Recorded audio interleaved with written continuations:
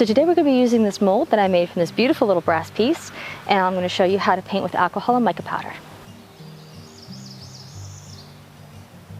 So I mean, it's like satisfying to watch that like kind of go metallic, just like soak into that.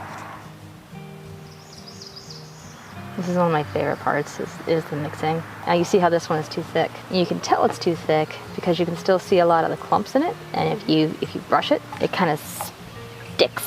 So we're going to automatically just a little more in there.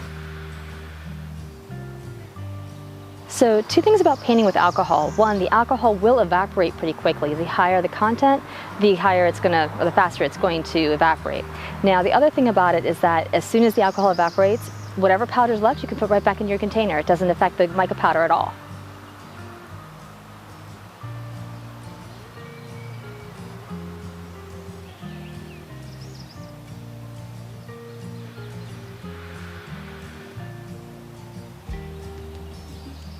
And just that quickly, that's how much that alcohol evaporated.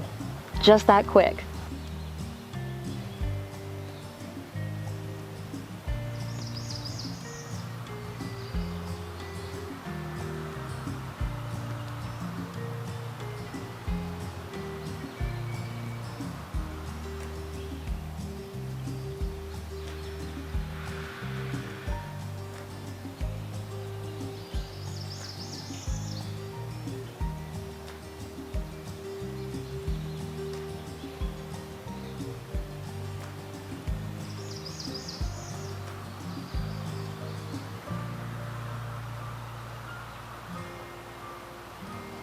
So as you can see, pretty quick, pretty easy, and very controlled. Using just the powder, you might get the powder everywhere, but doing it this way, you can get a lot more control out of it.